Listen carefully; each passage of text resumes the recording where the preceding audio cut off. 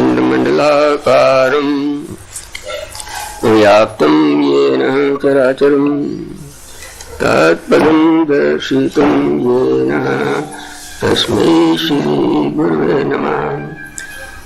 श्री कर्णसागर प्रभु जी के प्रेम भक्ति स्वरूप बंधुओं, बहनों और भाइयों, भजन सुंदर गाया हमने कि प्रभु जी मैंने आपके बिना किसी और चीज की इच्छा नहीं है, दरकार नहीं है। अब ये याद कैसे रहेगा? हम तो भूल जाते हैं। भक्ति कहते हैं एक तरफ और प्रभु दूसरी तरफ और संसार तीसरी तरफ। संसार में आकर हम भूल जाते हैं। कोई ना कोई ऐसा नमूना होना चाहिए हमारे पास कि जब भूलने लगे तो हम याद रखें। भगत वो होता है जो अपने को बिल्कुल निस्सहाय समझता है, मैं कुछ भी नहीं कर सकता प्रभु के बिना। एक शिशु, एक बच्चा माँ की गोद में रहता है, उसको माँ की गोद के बगैर कुछ नहीं चाहिए। ये इच्छा नहीं कि मैं इस शहर में रहूं या दूसरे शहर में रहूं, मैं इस घर में रहूं या दूसरे घर में रहूं, मैं गर्मी में रहूं या सर्दी में रहूं, या जेल में रहूं या जेल के बाहर रहूं, उसे किसी चीज का इच्छा नहीं होती, उसको माँ की गोद चाहिए। अगर हम ये महसूस करते रहे कि हमें कुछ नहीं चाहिए, चाहे नरक हो या स्वर्ग, हमें ना नरक की परवाह है ना स्वर्ग की, हमें तो प्रभु की गोद चाहिए। प्रभु नरक में हमारे साथ है तो हमें नरक भी मंजूर है, और स्वर्ग में हो तो तब भी मंजूर है। गरीबी में है तो प्रभु की गोद चाहिए, ना हमें गरीबी की परवाह है ना मेरी की परवाह है। भजन तो गा देते हैं, परंतु इस हमारे सामने ये अगर नक्शा हो तो वास्तव में हम इसको सार्थक कर पाएंगे, नहीं तो सार्थक नहीं है। अगर मैं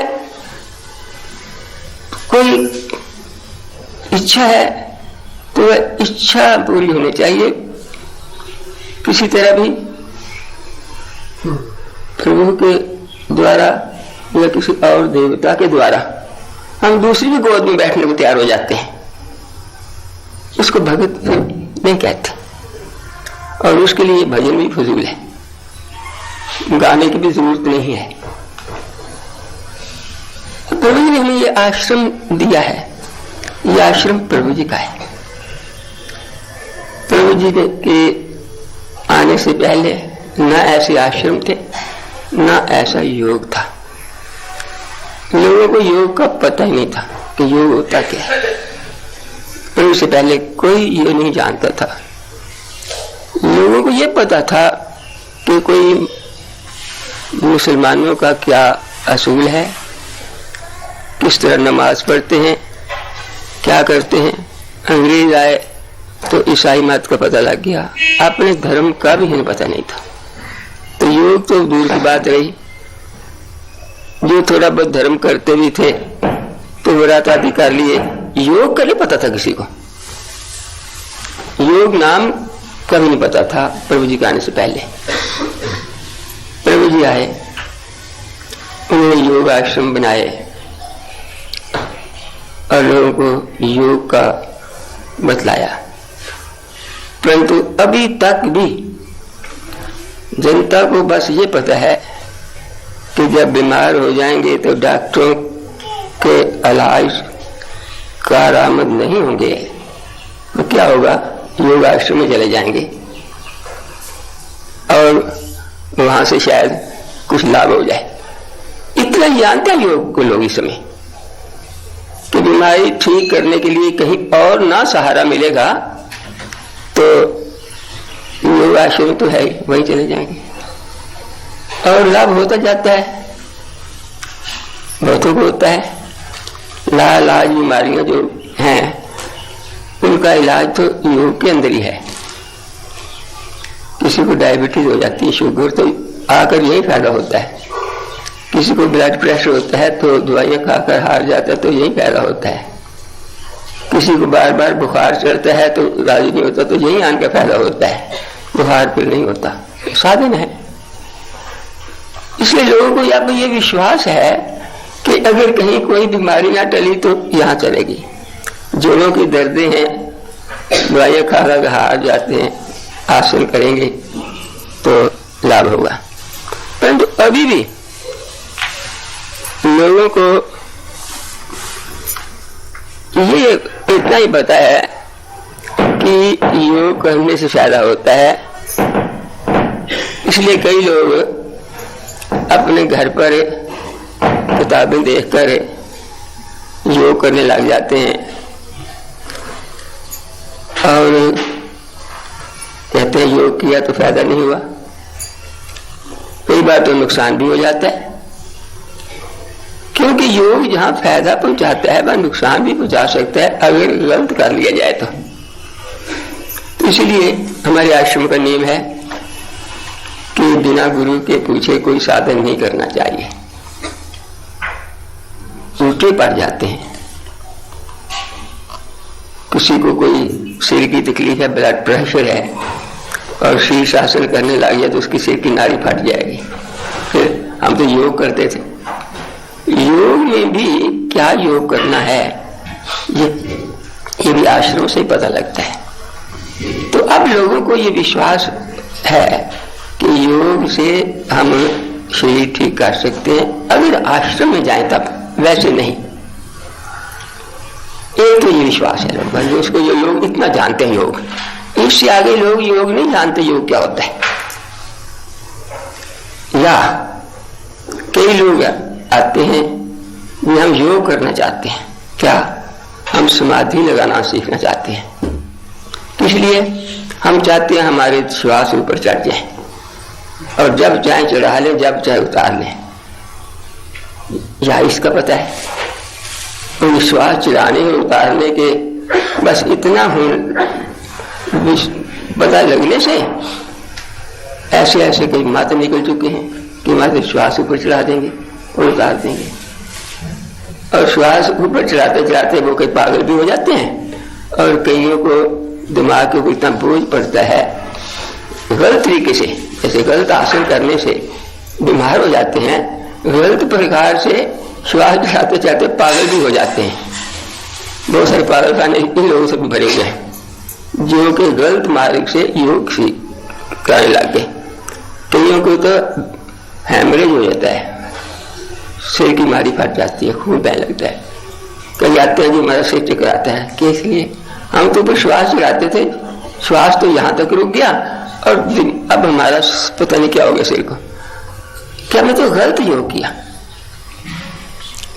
अब आज हम इस बात पर विचार करना चाहते हैं कि जो गलत मार्ग निकले हैं श्वास चढ़ाने के, प्रभु जी ने जो विद्या बताई है योग साधारण विद्या नहीं है, योग की साइंस है। इस साइंस को प्रभु जी ने आकर उजागर किया, बनाया नहीं, उजागर किया कि एक साइंस है जिसके दो प्रकार के साधन होते हैं और वो पुराने बहुत ग्रंथ लिखे गए हैं। उन ग्रंथों में जो कुछ लिखा है वो योग है। ये योग नहीं जो लोग अपनी मर्जी से कहते हैं ये योग है, वह योग है। योग तो वही है जो ग्रंथों में लिखा गया है और प्रभु जी उसको संसार में उजागर करने योग आश्रमों के द्वारा है। क्या है वो योग? एक जिसको आप जानते हैं हठ योग है, जिसके 7 साधन हैं, षटकर्म,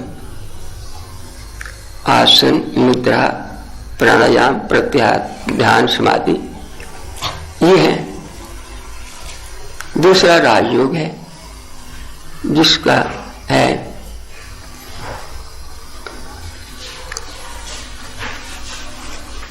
यम, नियम, आसन, प्राणायाम, प्रत्याहार, धारणा और ध्यान समाधि, ये 8 अंग है। इन द्वारा, ये तो योग है और ये शास्त्र हैं। अब आप देखना चाहें कि ये कौन से शास्त्र हैं, तो शास्त्र तो प्राचीन बहुत है। आपके आश्रम में ही ये शिक्षा कांड है रामायण का, वो 8 योग का है। तो शिक्षा कांड में आपको वो चीज मिलेगी जो प्रभु जी ने दी है हमें। क्या होता है, षट कर्म क्या है, आसन क्या है, मुद्रा क्या है, प्राणायाम क्या है, प्रत्याहार, ध्यान, समाधि क्या है। और दूसरी राजयोग की पुस्तक जो है विचार कांड, उसमें पूरा राजयोग है कि यम, नियम, आसन, प्राणायाम, प्रत्याहार, धारणा, ध्यान, समाधि क्या है। अब जो कहे कि बस मैंने जो श्वास चलाना है मैं करूं, भाई उसको राजयोग के द्वारा श्वास चढ़ सकता है, किसी के कहने से श्वास नहीं चढ़ेगा। राजयोग क्या कहता है? राजयोग कहता है कि संसार में 2 प्रकार के मनुष्य जीव आते हैं।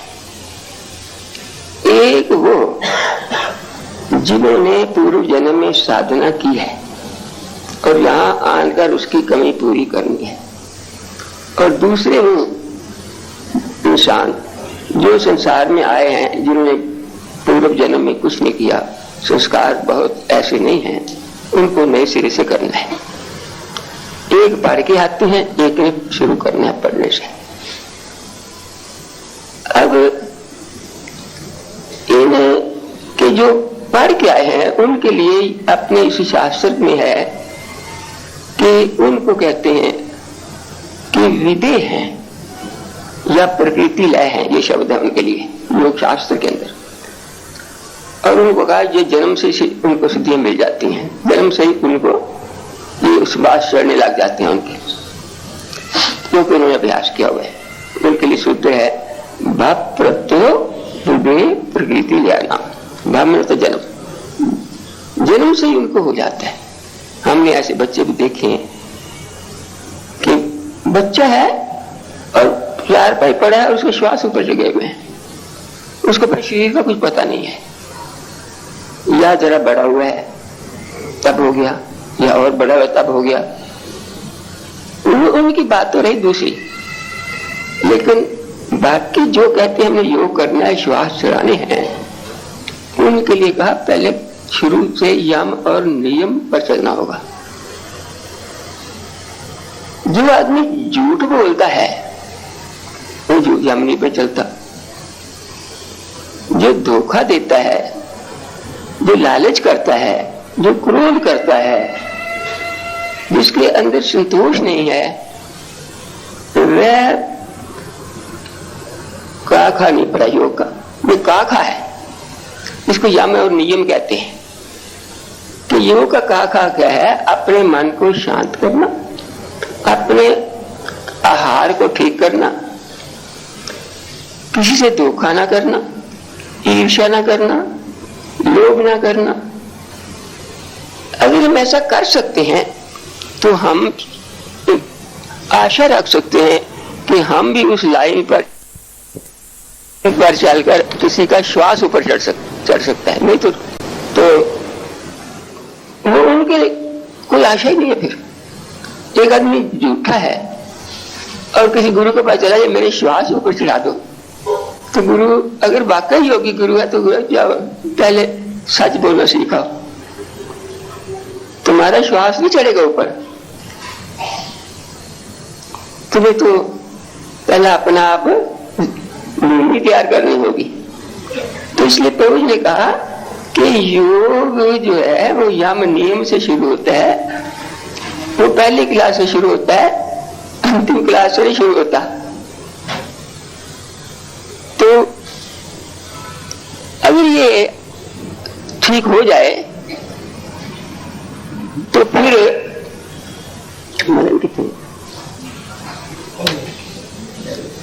तो उसके बाद क्या होगा कि योगी वाकई उसको उस लाइन पर डाल सकेगा, नहीं तो नहीं। तो उसके लिए अपने उस ग्रंथों के अंदर जो प्रभु जी ने हमें दिए हैं उसमें 5 बातें बतलाई हैं कि श्वास चढ़ाना वगैरह यह मुक्ति के लिए होता है। ये नहीं कि बस श्वास चढ़ाओ उतारो मजा हो गया तुम्हें, ये मजे वाली बात नहीं है। ये सब मोक्ष के लिए है, योग तो मुक्ति के लिए है। तो उसके लिए 5 उन्होंने बातें बतलाई हैं शास्त्र के अंदर कि अगर हमें ये पहले होना चाहिए हमारा। एक है श्रद्धा,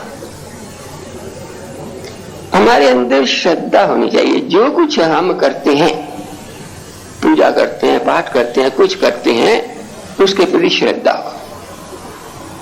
आप इस बात को अनुभव करेंगे कि अगर आप श्रद्धा से कर रहे हैं, कुछ भी कर रहे हैं, कुछ पाठ कर रहे हैं, कुछ मंत्र जाप कर रहे हैं, कुछ कोई भी कर्म कर रहे हैं धर्म का, तो आपके श्वास ऊपर की तरफ जाने शुरू हो जाएंगे। आप अनुभव करके देखिए। अगर श्रद्धा के साथ नहीं कर रहे तो श्वास नीचे के नीचे रहेंगे, जरा भी ऊपर नहीं चढ़ेंगे। करके देख लीजिए। तो इसलिए पहली चीज जो है कि पहला तो है हमारी जमीन ठीक होनी चाहिए। अगर जमीन ठीक नहीं तो श्रद्धा भी पैदा नहीं होगी। किसी को लोभ है तो लोभ तो दाने ही याद आएगा, उसको जिसके प्रति श्रद्धा है वो तो सामने आएगा ही नहीं। तो इसलिए हमारी भूमि तैयार हो, हमारा स्वभाव तैयार हो, हमारा खान पान ठीक हो और हम अपने अंदर जो कर्म करते हैं उसके प्रति श्रद्धा पैदा करें। हम पूजा कर रहे हैं, जो भी पूजा कर रहे हैं, इतनी श्रद्धा पैदा करें कि बस हम अपने को भूल जाएं और उसको मस्ती की हालत कहते हैं, खुमारी की हालत कहते हैं। वो खुमारी आए हमारे अंदर तो आधे प्राण तो पहले ऊपर चढ़ जाएंगे, फिर तो रास्ता साफ हो गया। दूसरा है कि ऐसा होने के लिए हमारा शरीर भी तो ठीक होना चाहिए। श्रद्धा वीर्य, दूसरा नाम वीर्य दिया, शक्ति। हमारे अंदर शक्ति ना होगी, हमारे रोगी हैं या और कोई शारीरिक कष्ट है, मानसिक कष्ट है, बुद्धि का कष्ट है, शक्ति नहीं है, तो हमारी जो श्रद्धा है फिर डाइवर्ट हो जाएगी, उधर मुड़ जाएगी। वो याद रहेगी, शरीर की कमजोरी या शरीर की बीमारी याद रहेगी। वो जो प्राणों को उठने वाली श्रद्धा है वो तो पैदा ही नहीं होती। तो इसलिए हमें योग के साधन इसलिए करते हैं। कोई कहता है मैं योग के साधन क्यों करूं, मैं तो ठीक हूं। तो ठीक है, तो अगर कोई तकलीफ आ गई तो साधन करते रहोगे तो नहीं आएंगे, और अगर कोई है तो ठीक हो जाएंगे। और अगर तुम्हें वाकई योग के मार्ग पर चलना है, जिसको कि मुक्ति का रास्ता कहते हैं, तो फिर आसन भी करने पड़ेंगे। बिना योग के साधनों के मुक्ति का मार्ग भी जो है वो बीच में ही खंडित हो जाता है। तो जो 8 योग है ना, षटकर्म, आसन, प्राणायाम, ये मुख्य हैं जिसको हमें अवश्य करना है। ये नहीं कि हम बस बैठ गए हमारे श्वास ऊपर चढ़ जाए। तो शरीर साथ ना देगा और मन के अंदर श्रद्धा नहीं है तो जीवन की घड़ियां बीतती चली जाएंगी। और उसके लिए प्रभु जी ने हमें ये बतलाया है। अब प्रभु जी की जो शिक्षा देते हैं उस पर चलना बड़ा जरूरी है। अगर हम कहें कि बस हम आपके हैं तो आपके हैं तो फिर सदा ही आपके रहे।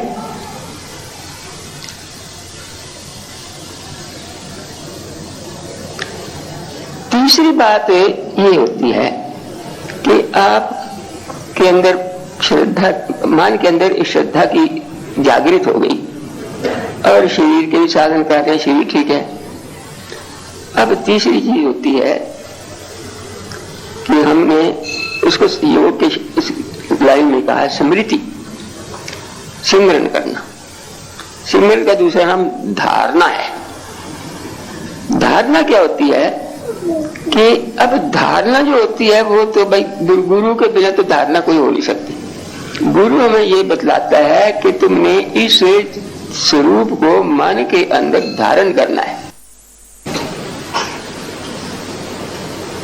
नहीं तो क्या करेंगे, किसका स्मरण करेंगे।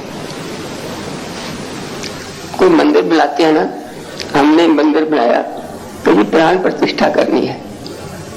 मैंने कहा पहले तो अपने प्राण प्रतिष्ठा कर लो।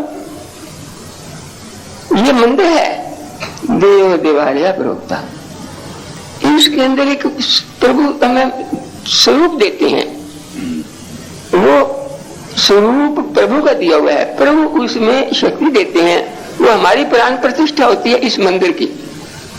बाहर के मंदिर की प्राण प्रतिष्ठा से क्या लाभ, और अपने इस शरीर के मंदिर की प्राण प्रतिष्ठा न हुई थी, इसमें प्राण शक्ति भरनी है, यह है प्राण प्रतिष्ठा।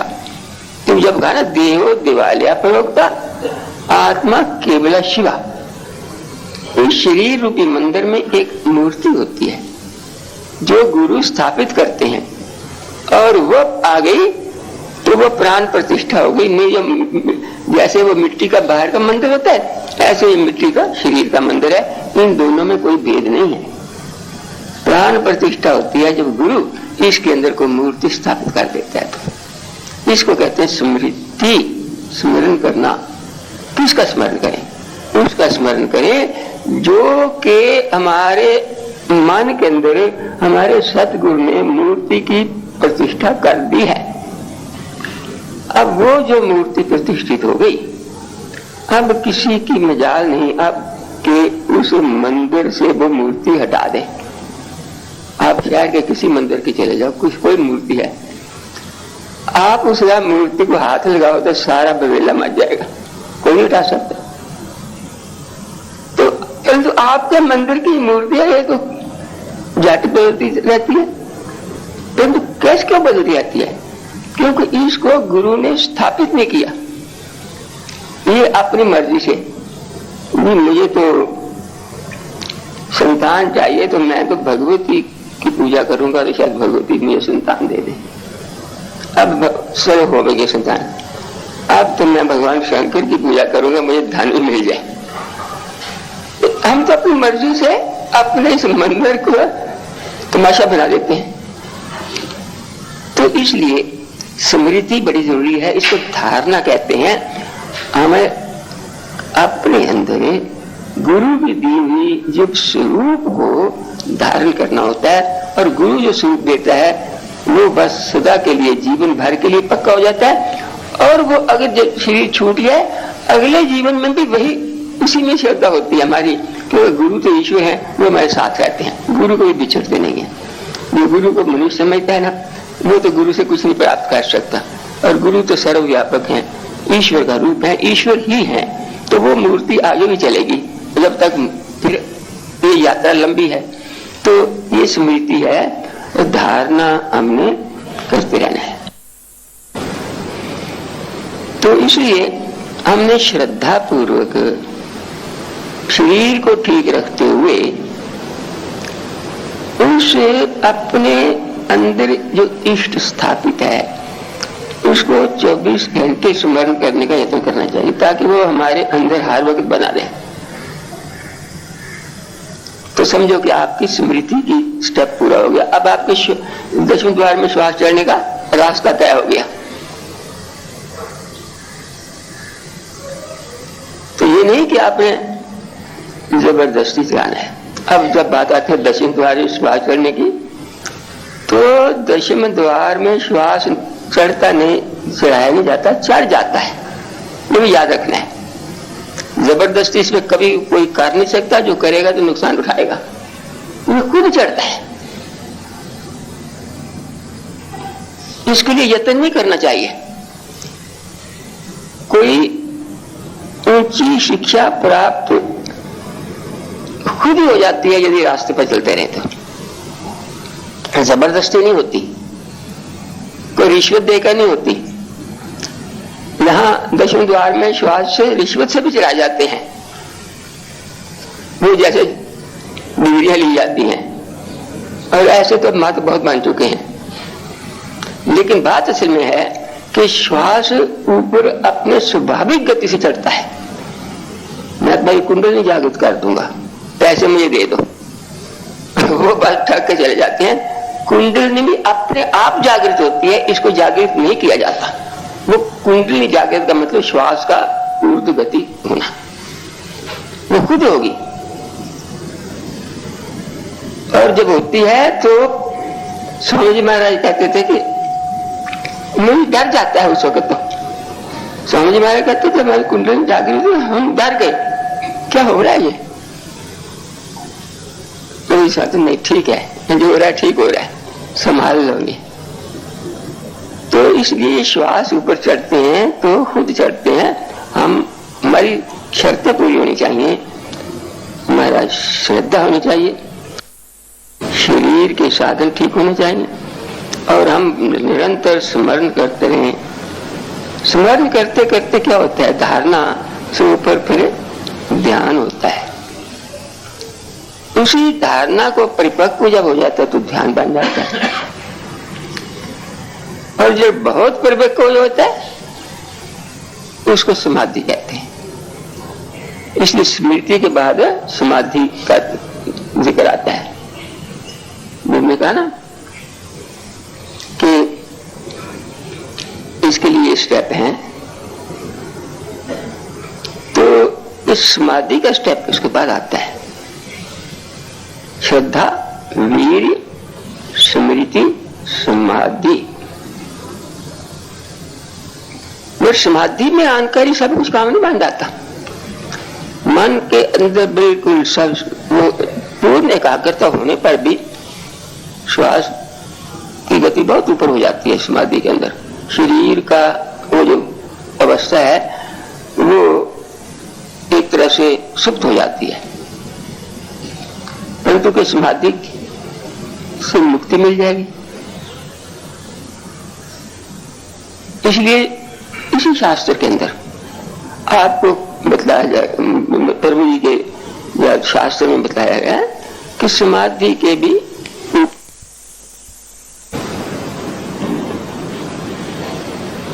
जब हमारी समाधि लगती है तो संस्कार पूरी तरह क्षय नहीं होते।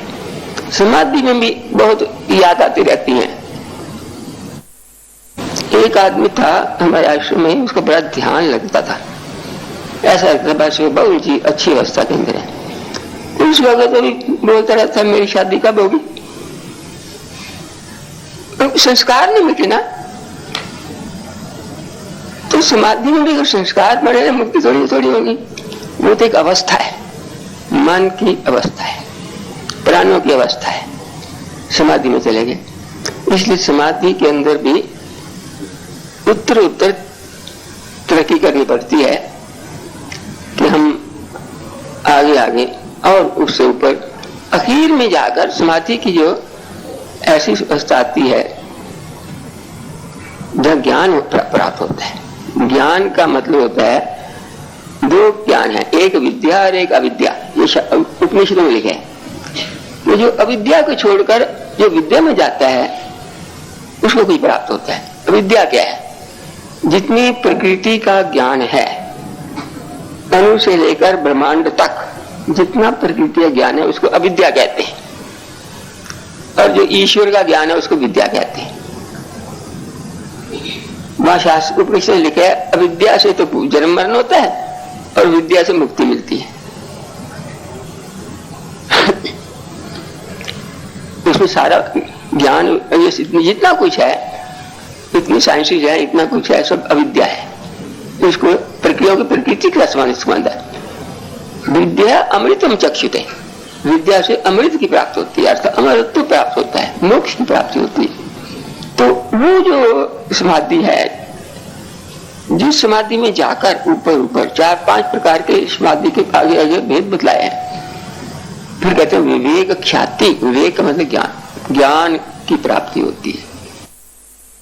तो इसलिए इसलिए इन स्टेपों में कहा कि क्या है कि स्मृति के बाद समाधि, समाधि के बाद ज्ञान, ज्ञान से मुक्ति होगी। क्योंकि योग तो है तो 5 स्टेप इसलिए बताए कि अगर हमने कुछ जो कहते हैं कि हमें तो भाई श्वास चुराने हैं, हमें वो करना है, ये सब धोखे में नहीं रहना चाहिए। अगर वास्तव में हमने कुछ प्राप्त करना है तो उसमें यही है, 5 स्टेप याद रखने चाहिए। श्रद्धा, वीर, स्मृति, समाधि,